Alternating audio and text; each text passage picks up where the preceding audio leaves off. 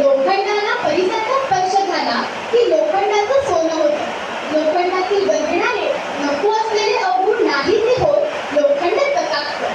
त्याच प्रकारे माणूसही जन्माला येतो, पण संस्काराचे स्पर्श त्याला माणूस बनवतो.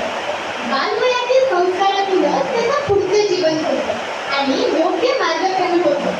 लोखंडाच्या जीवनातील परिसाचे स्थान, त्याचप्रमाणे बी रुजण्यासाठी आवश्यक असणाऱ्या सुपीक जमिनीचे स्थान जितके महत्त्वाचे आहे तितकेच महत्त्वाचे स्थान आपल्या सर्वांच्या जीवनात आजी आजोबांचे आहे. ज्ञाते, वक्ते आणि श्रोते हो, माझा विषयही हाच आहे, आजी आजोबांचे आपल्या जीवनातील स्थान. घर असावे घरासारखे, नको तर दिसत्या भिंती, तिथे असावा प्रेम जिव्हाळा, नको तर नुसती नाती. त्या शब्दांना अर्थ असावा, नको तर नुसती गाणी, अर्थालाही अर्थ असावा, नको तर नुसती गाणी. या घरट्यातून पिल्लू उडावे, दिव्य ठेवली शक्ती, परी सदैव राहावी त्याची उंबर ठावे भक्ती, त्याची उंबर ठावे भक्ती.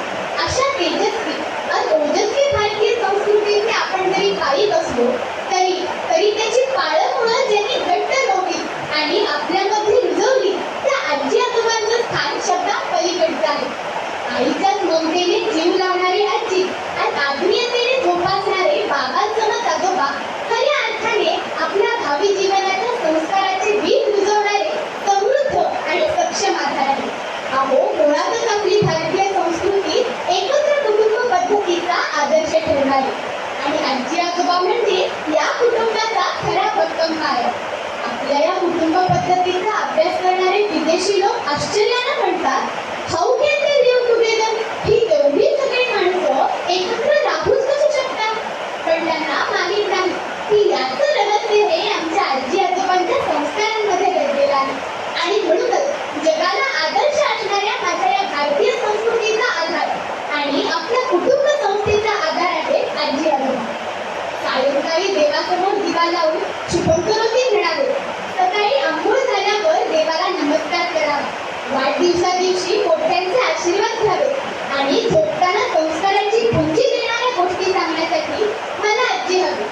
या धावपळीच्या जगात माझ्यातला निरागसपणा जपणारी, माझ्या छोट्याशा चांगल्या गोष्टीचं मोठं पण छान कौतुक करणारी, समंजसपणे माझं चुकतं पाऊल योग्य दिशेला वळवणाऱ्या आजीचं स्थान हे अंधाराला चेंबणाऱ्या त्या निरांजनातील ज्योती इतकं पवित्र आणि गरजेचं आहे.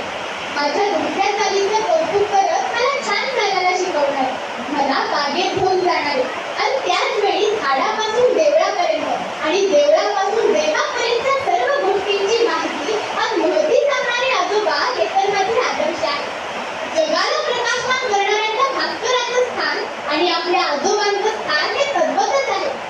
संस्काराची शिदोरी देणार, घराचं घर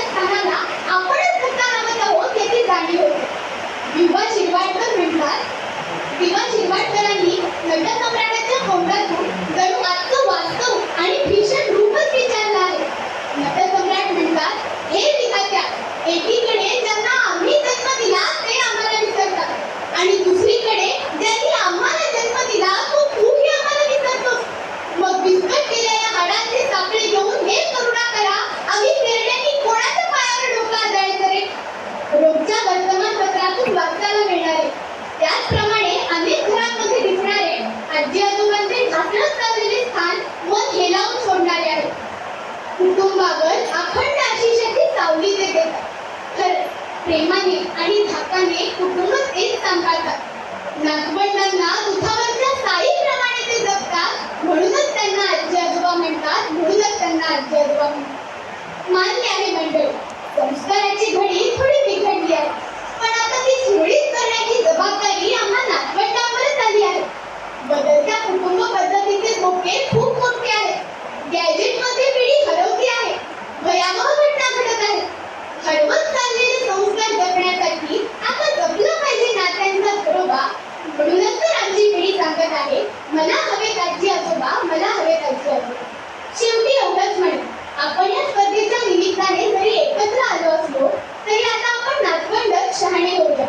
आपल्या आजी आजोबांचं महत्त्व ओळखूया आणि आपल्या जीवनातील त्यांचं स्थान हे नेहमी सन्मानाचं आणि आत्मीयतेचं ठेवूया. नातवंड आहेतच ज्यांचा अगदी जीव की